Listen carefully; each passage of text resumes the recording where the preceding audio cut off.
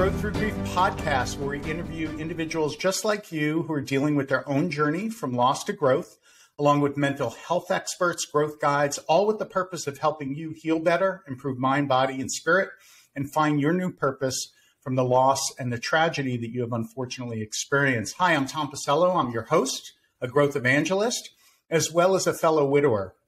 I lost my beautiful bride of 19 years, Judy, some 5 years ago. I have a really special guest, and she is the author of this book, A Heart Returned, and it's Juliet Brisman. Juliet's a licensed marriage and family therapist, LMFT. She's the author of this book, and it's the story of the life and family she created with her husband, Mark, and the tragic loss that she did experience on September 11th, and the journey of the challenges she experienced, the miracles, and the purpose that followed. Welcome, Juliet. Wow. Thank you, Tom. That's a very nice introduction. It's good to be here. Thank you for having me. I absolutely love origin stories. Tell me how you and Mark met.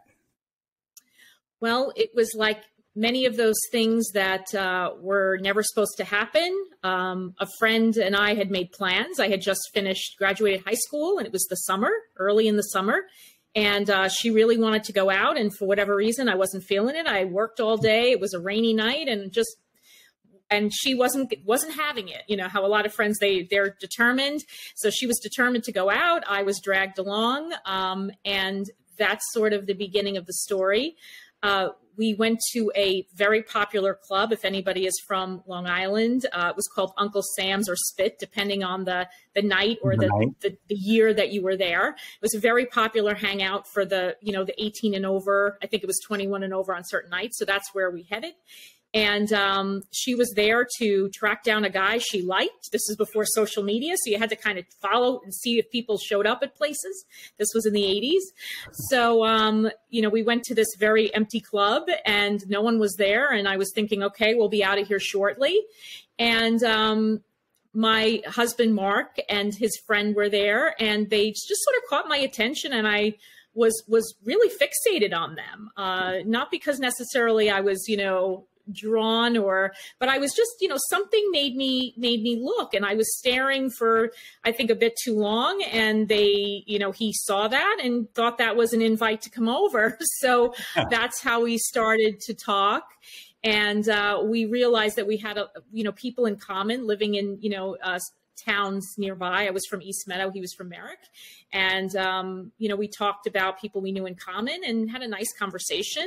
I thought that was it. It was friendly. It wasn't really flirtatious, really.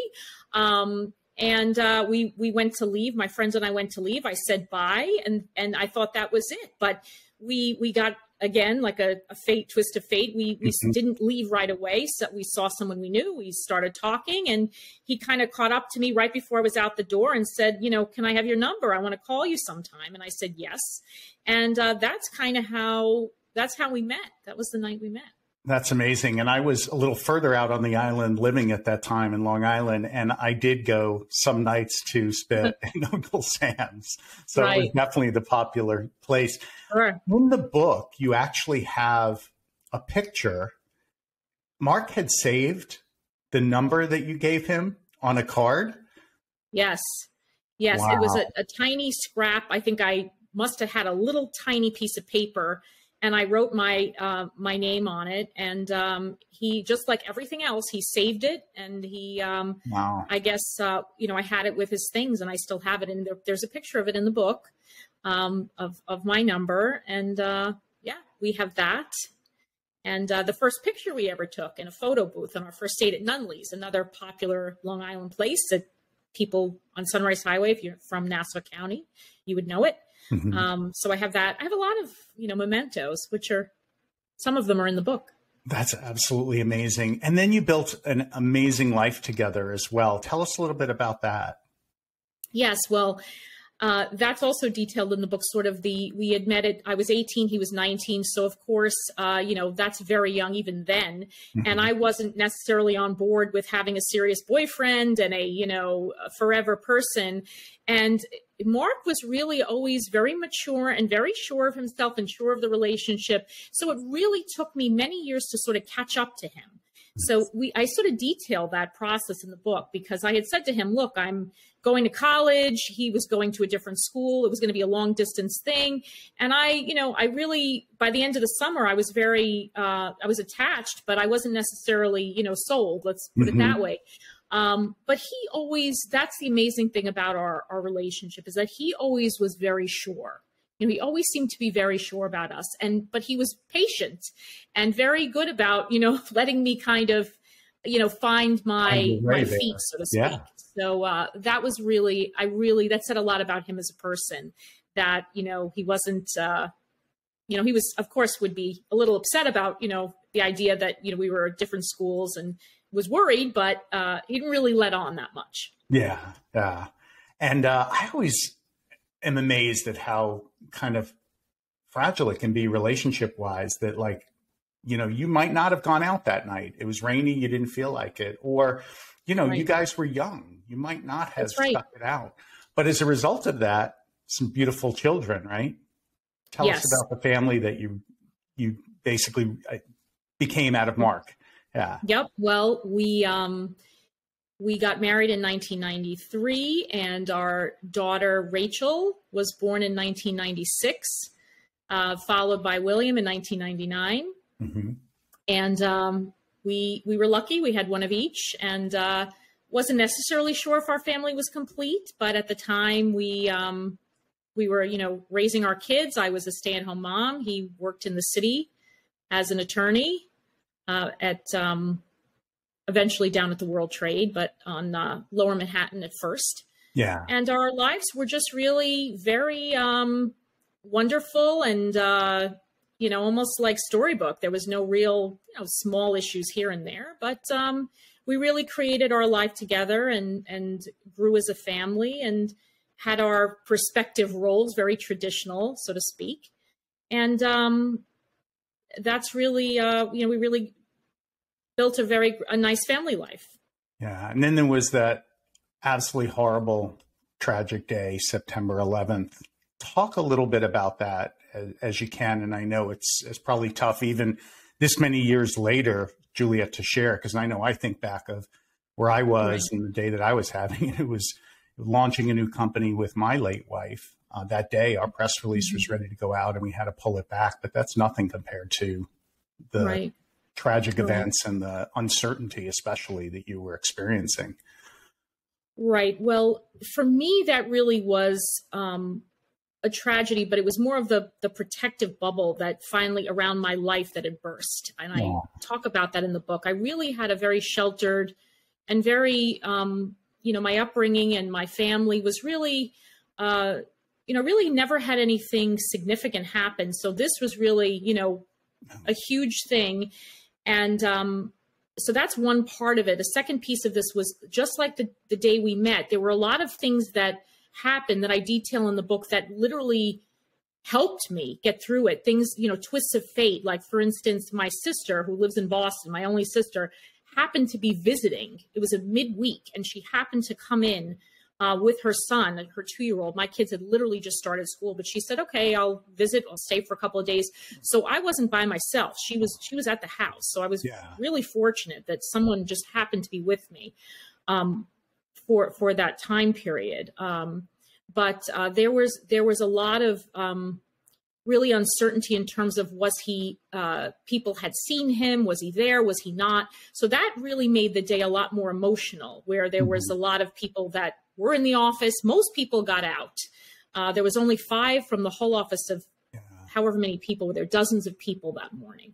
So the impression was that he was alive or he had gotten out, but we just hadn't heard from him. So there was a lot of waiting and worrying. To contact hospitals and things like that. Exactly. Right? So there was a lot of that, especially in the hours at the beginning of that day. So basically, by the time it was the evening, I had a gut feeling. I had not heard from him, but people were still hopeful. You'll hear from him. Maybe he's at a hospital. Maybe he's hurt. But I knew in my heart, I said, I knew him, and I knew he would somehow wheedle a phone out of somebody. He would get a phone call. That was just the type of person. So I knew by 5, 6 o'clock that I knew that he wasn't coming back. I didn't have, assurance of it, but I knew at that point. Yeah. Yeah. And then you kind of had to start picking up the pieces literally from that day. Talk about, certainly a condensed version, and you go into it a lot in the book, but talk about that, the children that had certainly a lot of questions and a lot of feelings that you thought they would never experience in their life. Talk about the aftermath. Okay. Well, that for both people that are widowed and have children, it's like a blessing and it's a challenge at the same time, because you have someone other than yourself to think about, right? So that sort of, for many people, it prevents you from falling apart. It sort of propels you to say, okay, I got to get a hold of myself and figure this out. So there's really not a lot of time for self-pity or feeling sorry for yourself. You're kind of in go mode. So that's kind of how I was in the days sort of following. But I was also kind of numb and in shock. And I really, except for that first evening when I mentioned that I really had, was an emotional kind of outpouring, but I really held it together almost. And now that I look back on it, it was almost stoic, and it was almost, I was really in shock. And people that had seen me, family members, people in the community, misread that. And I think that's something people do with widowed people, that their responses can vary so much. And people mistook that as that I was cold, or that I was unfeeling, or that I was detached, or there was something wrong with me. And at the time, I even realized it. When I would interact with people and they would be crying and they would be emotional, and I'd watch this almost like an outsider saying, wow, they're very upset. Look at this. Like, wow. And I didn't know what to do with it. I said, they're probably expecting the same for me. I didn't know what they expected, but I found it like surreal almost in the weeks and days after, that they were more upset seemingly than I was. Right. Or I wasn't in touch with that part of myself. So that was very curious to me. Yeah. Very curious thing. And now that I'm a therapist, I understand more about it. But at the time I didn't. Yeah, I definitely fell into that too, Juliet, where as a man, for me, a lot of men, they put on that really tough stoic mask. Hey, I'm going to be the rock of this family. And it does get misinterpreted. My girls, I don't think they realized until I started this mission and this purpose. I don't think they realized how hard it hit me and how much it hurt, because I wasn't crying. I was trying to be that strong. Okay, got to pick the business up. It was neglected for a little while. Got to pick up the family and go on. And like you said, you go into go mode. I know for me though, Juliet, that was not only hurt some of the relationships in my life where I had to kind of reestablish that, yes, Dad did love Mom. Yes, Dad did care. But it also meant that my healing process was delayed dramatically, because I really wasn't healing when I had that stoic mask on. I wasn't in touch with that part of my feelings because I needed to be tough, quote unquote, for everyone else. Right. But that is part of healing, Tom. It's adaptive and it's protective. We don't realize it. We think, oh, it's delayed and you're avoiding it. But no, for many people, that is what you need. Your body, your emotions, that's what you need at the time until you can deal with or process what's coming. So that's okay. I've realized that there's sort of no guidebook, but that is one of the things that people do.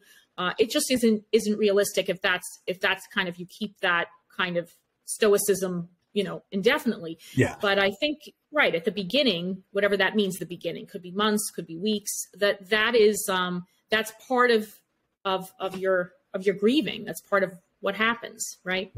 Yeah. But people on the outside misinterpret it. I want to talk about for a second, I'll hold up the book for those who are on video, and there's a Heart Returned is the name of the book, and there's a picture of a ring in the shape of a heart.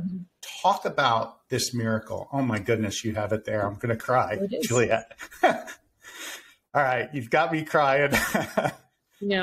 Talk about sometimes I cry when I show it to people. I cry too. So that The story, it basically in 2004. So this was almost 3 years after. So this happened in August. It was the summer. At that point, I had kind of obviously done a lot of healing. I established a new normal, but I was feeling really kind of detached and away from him. I was feeling a little sorry for myself. I was kind of, this is my life. And, you know, it was just really a kind of a down time for me. Yeah. And I get a phone call from a Michael Henley, who was from the New York Police Department Evidence and Property Control Department. And he called me up, and this was odd because I had, in the days after, I had gotten a lot of phone calls from police and investigators about, you know, personal effects that were on him, identifiers, things like that. Mm-hmm. So it was weird to get a phone call. And I thought possibly they were asking more questions, but he called me and he said, I want you to tell me again, what were some of the things that your husband was wearing? And I said he was wearing a gold, what they call a mezuzah, which is a Jewish kind of, medallion. And it was very intricate. And I thought perhaps if I described that in detail, I could get that back, because it's a very unique piece. A black watch, maybe a Seiko, something just a regular watch, and a gold wedding band that was very plain, but it had a hammered edge and no inscription. Those were the three things he was wearing. So I explained to him those three things again, and he says, well, matter of fact, he says, well, I have it, but the wedding ring, just like that. He says, I have it. So I remember thinking, no, he doesn't, right? Yeah, he can't have it, but he was pretty insistent. And he says, followed up, he said, well, when can you come down and take a look, or come get it, or whatever he said? It was just really very matter of fact and sure, right? So I said, okay, I'll come down there. So I arranged to go down to the city. I took my son out of preschool, my daughter, who was, I don't know, first grade. Maybe it was camp. It was probably August. So I said, let me leave her where she is. I'll take him along because I don't want to go alone. And I know I'm not going to find it. So it'll just be a day in the city. That's kind of what I thought. So we go down there. Sure enough, as soon as I got there, I had my ring with me as a match, right? I had it. Mm-hmm. And sure enough, he was right. He was right. He had it. But that is part of the amazing story. And I know I'm doing spoilers here, but it's really about the story behind it. I said, this is, 3 years later, and I'm getting this back now. Do you have any information about how the ring was found, or what was the details? He says, yeah. And he looks at the notes and he says, yeah, it was found pretty shortly after, in the days after, kind of in plain sight. Someone picked it up. So it was there. They had it. Yeah. Waiting. When you think of the amount of just debris and rubble, and just that fact that it was just there in plain sight, right. and then that it was found right away, but then not given back to you until so much time later, almost when you needed it most, right? Yes, exactly. Yeah, that's absolutely beautiful. I know part of where you are now and the new you and the new purpose you found out of this, I think this is so important. You started to get help, and there were many organizations that were set up to help the widows and widowers in the aftermath. Talk a little bit about the influence of that, and then kind of how you found your way down this path, because you weren't by education the first time around in the mental health field, right? Correct. Not only was I not in the mental health field, I had no experience. I hadn't gone to therapy. My family almost didn't believe in it. It's sort of the airing dirty laundry. Don't tell people your business. It was kind of, it's typical of certain cultures and ethnicities. It's just not something you do. So I really had no experience about it. Didn't know what to make of it, and avoided it. Really, at the very beginning, I said, luckily I had a lot of support, good community. I really didn't need it. I stayed sort of with the people I knew and felt comfortable with, and they helped until they didn't. You get to a point where people can only do so much for you. And then there are things that only through professionals can you process, or groups or peers. So there was a point in time, and I detailed in the book, that really all of my resources kind of kind of dried up or weren't really as helpful as they could be. So I decided to, seek therapy for myself, seek therapy for the kids. And I really was surprised by, what I had found. I was pleasantly surprised. And that was from the professional point of view, but also from the peer-led groups for widows and for, helping children. And many of those people were volunteers. They had been trained facilitators. And I was just so amazed by the healing and the effort and just how much they could do for us as families and as individuals that I just remember putting that in my sort of bank in my memory and saying, well, one of these days, maybe. And sure enough, that day came about, 10 years later or whatever it was. I called up the director, it was a different person. And I said, we were family members and I'd like to help. And I remember her response was, wow, we've never had anyone call before. I said, really? I was the first person that called and said I was a client and now I want to be a volunteer. So that's kind of how it got started. It was an agency in Greenwich, Connecticut, called the Den for Grieving Kids. They're still in existence. They still help families. And I was placed in the school district. They had a school program during school hours. They pull kids out. That most of them who had lost a parent, sometimes it was a grandparent or someone significant. And I learned sort of how to facilitate or sit with people that had been, grieving themselves. And that's kind of how it got started for me. Yeah. And then you went back to school and got your degree in mental health and licensed and then started a practice, right? Yes. That was, like I said, by chance. I wasn't much of a student. I'll admit that. When I graduated, I said, I'm never going back again. This is it for me back, in the day.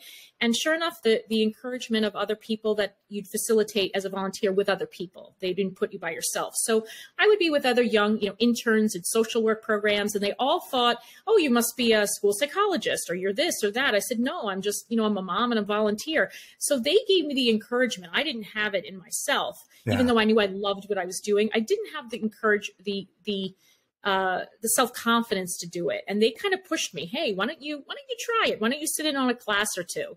And so I did very sheepishly and said, no, this is not going to work. And sure enough, before I knew it, I was signed up. And I was shocked. And I was so involved in learning. Everything is really based on the time in your life and when it makes sense and your development and what, where you are. And it just was the right time. And I love it. I've been doing this for a couple of years, and I just love working. Obviously, I don't just work with grief, but any life cycle changes, transitions in people's lives, all kinds of things. A lot of it is tied to loss. It's not just death. It's loss of, a relationship, a job, physical abilities. There's many types of losses. So loss and hurt, there's certainly no shortage of it when we start to talk to other people, and our experiences and sharing them, I know, can really help to bring that out in other people. And it really was an important part of my healing process was turning my loss into purpose and into service. And I really don't feel like I healed completely until then. Did you have that same kind of feeling and that? Yes, as a matter of fact, I did. I almost felt like the purpose maybe was there, but that it was almost like the giving back. I felt like people had given us so much. And I know how valuable that is for people that are searching, especially, you resource your family, your friends, but you don't want to burden them. And having those either volunteers or professionals, that just does so much. It does so much, and it's so helpful that I kind of wanted to be a part of that. That was part of what I was thinking. And the second thing, believe it or not, was I wanted to be a role model for my kids because their dad he was the professional. He was the guy who did this and that. And I felt as though, I'm their mother, but I really didn't feel like I had this defined role. And part of that was I wanted them to see, what that looked like, what that looked like to have a mother that was, that was working, that was active, that was volunteering. I did it at first for them. And then once it got a hold of me, I was like, oh, I need this. This is for me too. This is not just to show them, So and you're helping other people, but it really does help you too, is what I found. Is I get so much out of every interaction.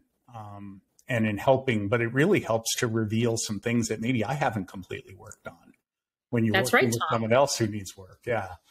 That's right.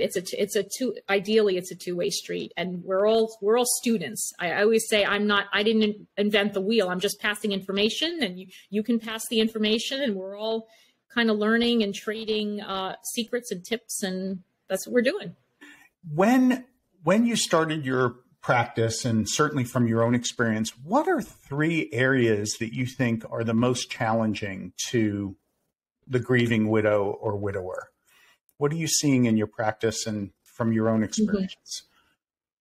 I think that there's a tendency, especially early in the process, to panic, right? People really, once they kind of get over the shock or the grief or the initial kind of overwhelming feelings, there's a tendency to sort of reach for things quickly, right? Yeah. Whether I'm going to sell the house and move, or I'm going to get another relationship real quick because I can't do this myself. Or, people tend to get very scared, that their life is the way they see it is over, right? They'll never have any joy. They'll never have any, security, whatever they're thinking. They really bury that with the person that died. So I think that's number one, is kind of figuring out, who that person is, who you are, and that you're still there somehow, and kind of reclaiming that. So that's kind of the first thing that I try to help people work on. Finding self again, right?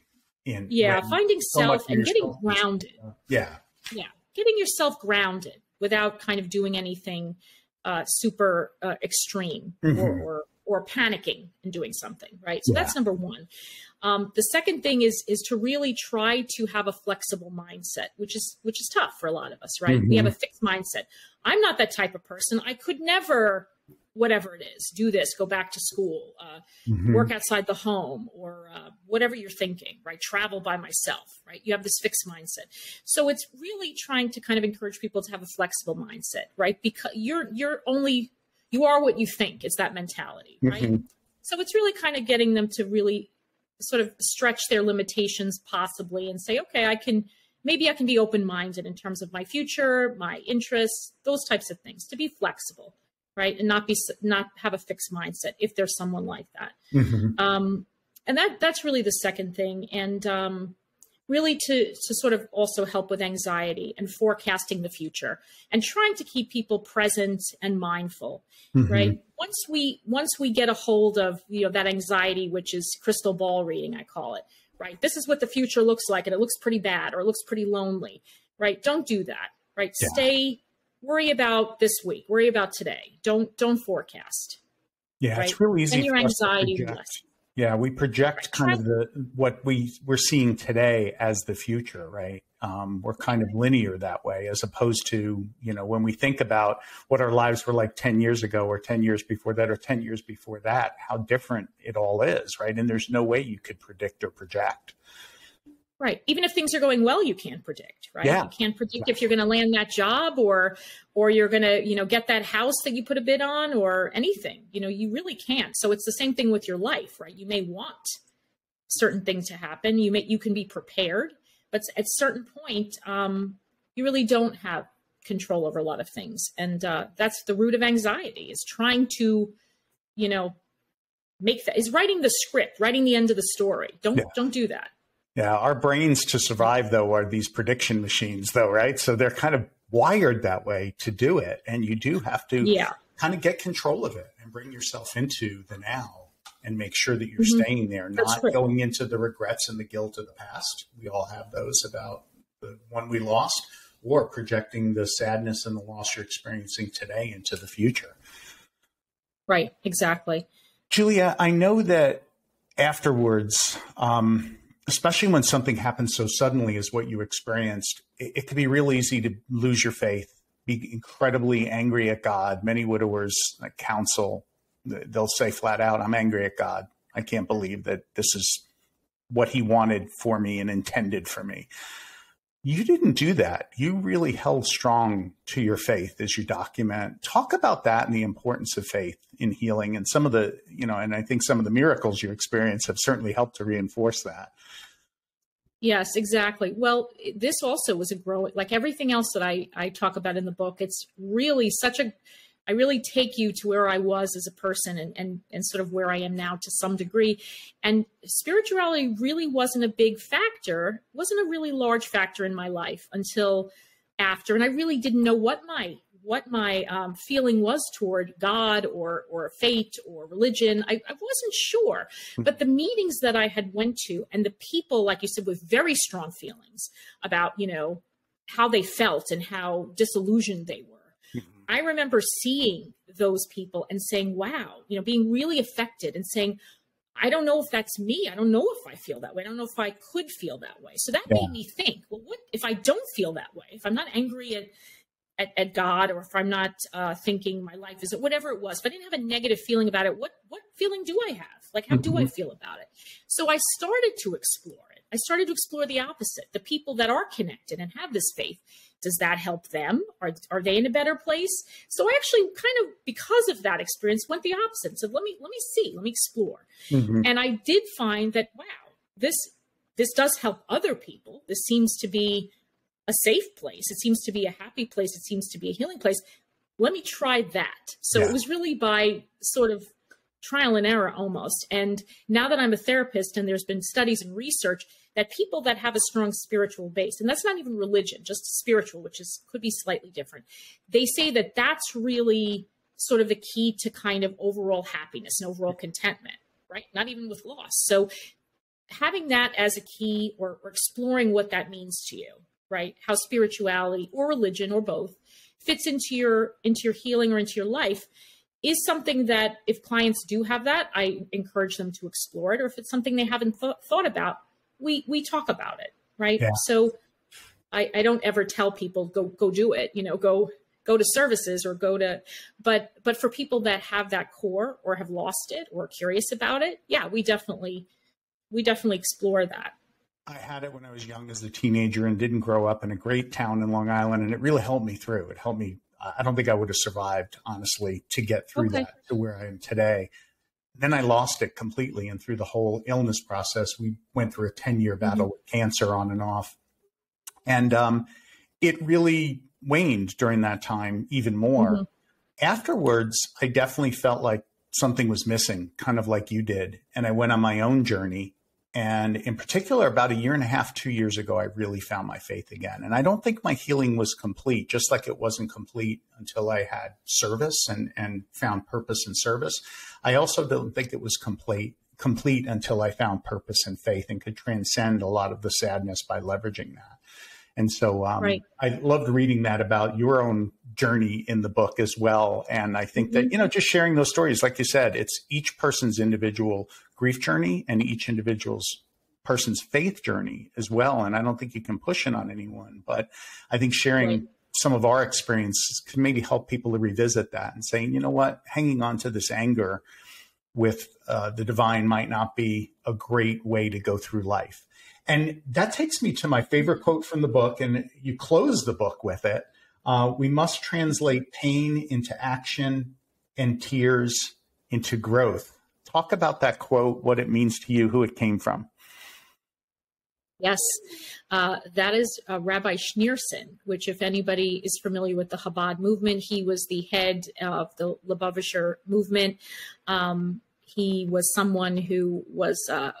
of all religions, people sought him out. I think he died, not an expert, I think about 1980 in the 90s, early 90s. I'm not 100% sure, but he was really considered a real